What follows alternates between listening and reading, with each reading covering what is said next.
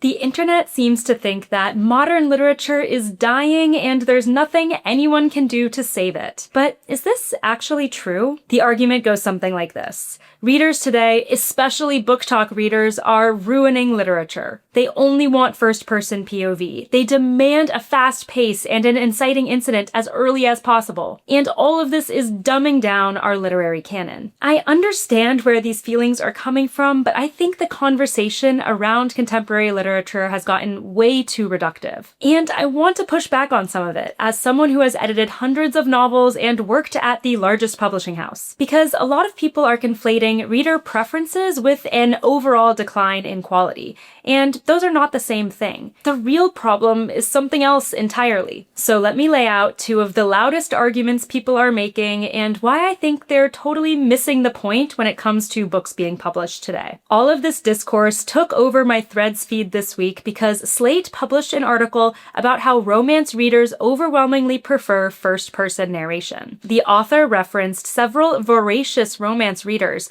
who publicly posted about their disdain for third person, one of whom said that first-person books are, quote, easier to understand. Another said that reading books in third person was, quote, too hard. The article claims that reader preference for first person is so strong that it has now become the dominant perspective in the romance genre. All of that might be true, and it's definitely silly for these readers to limit themselves only to first-person books. But here's the thing that bothers me about this article. The underlying assumption that first person is somehow worse, less complex, less elegant, less respectable than third person. I don't think that's true at all. The author said that readers who refuse to read third person can't, quote, savor the richness of this perspective, and that, quote, the quintessential romance novel was a gooey parlor drama with bursting corsets and lacy gowns written entirely in third-person omniscient.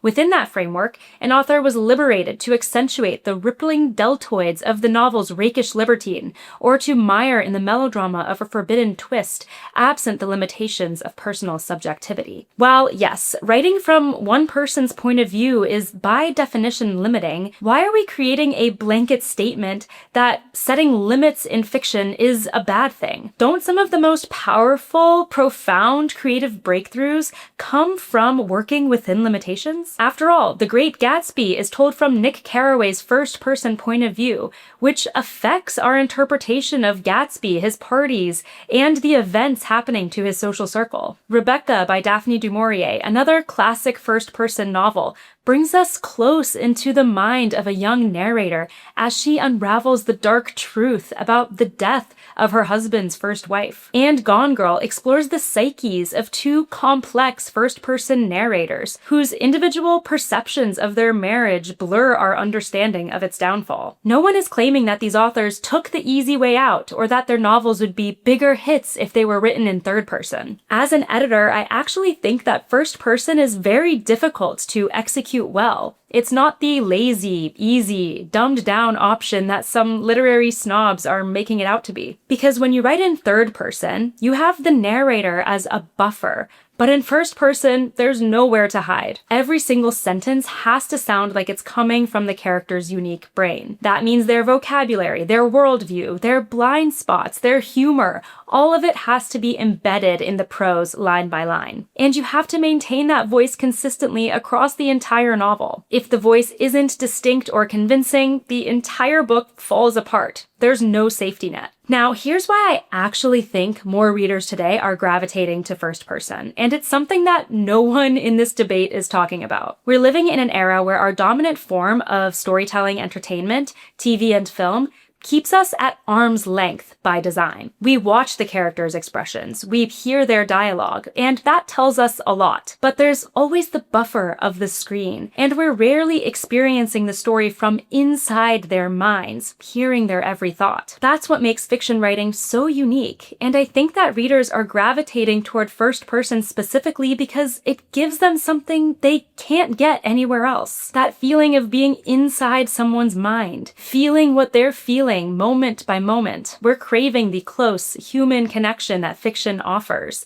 and first person gives us the most intense, intimate version of that. So rather than saying that readers who prefer first person are dumb, I'd just say that they're craving deeper psychological immersion. They're latching on to the one thing that makes novels an irreplaceable storytelling form. Now, does that mean every first-person novel is God's gift to literature? Of course not. There are plenty of valid criticisms of first-person novels. When every protagonist has the same snarky, self-deprecating voice. When they're suspiciously self-aware and somehow always know exactly why they're behaving the way they are. When there are multiple first-person narrators, but zero differentiation in how they sound on the page. But those aren't first-person problems, they're writing problems. And bad writing exists in third person too. In fact, I see so many issues in third person novels that I made a whole separate video about them, so check that out if you're writing in third person. Ultimately, your POV might be the most important decision you make as the author, because it dictates how the reader experiences the story and affects every single line. So choose the POV that will let you tell the most impactful version of this story. And don't worry about what BookTok or some random online literary critic says.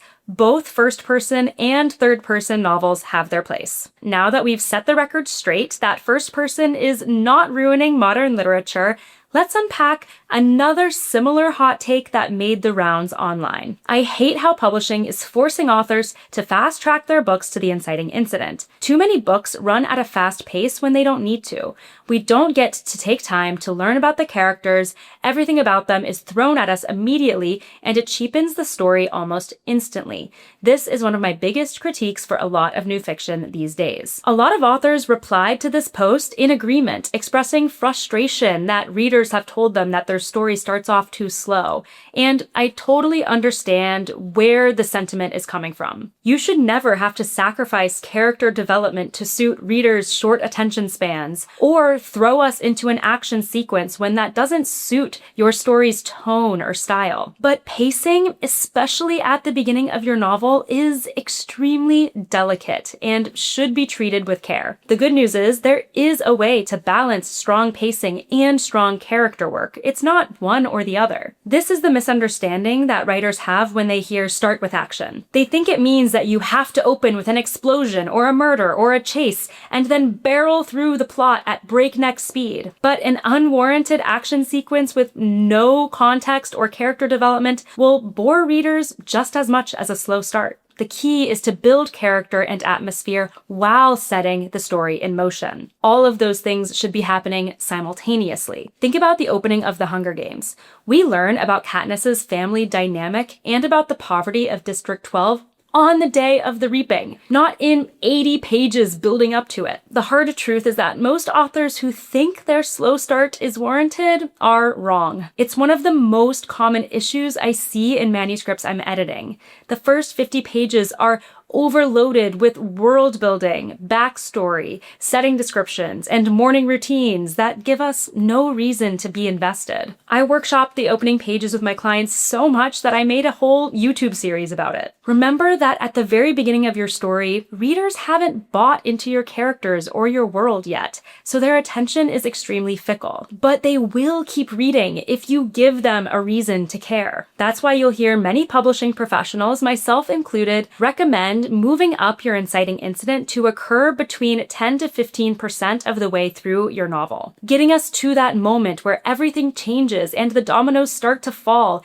is an easy way to make us care about seeing what happens next. But if your inciting incident doesn't happen until a little bit later, that doesn't mean your story is doomed. You just need to find ways to weave curiosity seeds and threads of conflict into your opening scenes to pull readers from one chapter to the next. While I totally agree that readers should get to know your characters at the beginning of your story, here's the thing I fundamentally disagree with in the initial post. Starting with a fast pace doesn't immediately cheapen your story. I think of gorgeously written novels like Little Fires Everywhere, which opens with a description of a house burning down and all the neighbors watching it. Or if we want to go with a classic, Great Expectations, where a convict is threatening a young orphan boy in a graveyard. To tie back to the first point in this video, Great Expectations is also written in first person. These novels drop you right into the action on page 1, but no one is claiming it's a cheap trick. You can have both a gripping opening scene and character development on page 1. And in fact, the most effective stories balance pace and depth. And that brings us to what I think is the real takeaway from this whole debate about modern literature. The problem isn't, and never has been, the techniques, but the execution. Who cares that more novels are written in first person now? The problem is when first person novels have a generic, indistinguishable voice that could belong to any character in any book. Who cares that more books have a faster pace? The problem is when speed comes at the expense of emotional grounding, when we're thrust into high-stakes action before we even care about the characters involved in it. So the debate shouldn't be first person versus third person, or fast pace versus slow pace, but good writing versus bad writing. I've edited romances in first person that made me cry. I've edited literary novels written in third person that bored me. I've edited character-driven novels that pulled me in with action from the very first page. And I've edited mysteries that spent 100 slow pages detailing the detective's backstory. The technique itself doesn't determine a story's quality. The author's skill does. So please don't let internet discourse convince you that writing in first person makes your novel trashy, or that having a fast inciting incident makes your story cheap. I've seen all of these techniques done brilliantly and poorly. They are tools. What matters is how you wield them. Plus, readers have always had preferences, and those preferences will continue to dictate what we see in the market. That isn't necessarily a bad thing or an indicator that literature is dying. I think the sheer fact that enough people care about reading physical books in an age where so much of our lives are spent online is a net positive. And if we want more people to read, as I do, we shouldn't mock them for what they choose to pick up. The person reading their third romantasy novel this month is still a reader, as is the person who's doing deep literary criticism on the classics. And if you choose the POV that best serves your story and pace your opening strategically, you'll find your readers too. Let me know what you think about these debates in the comments. Do you think modern literature is dying? And if you're curious to hear my biggest predictions for where the book industry is headed next, watch this video where I reveal the 5 surprising trends I'm seeing. Thanks so much for watching, and happy writing.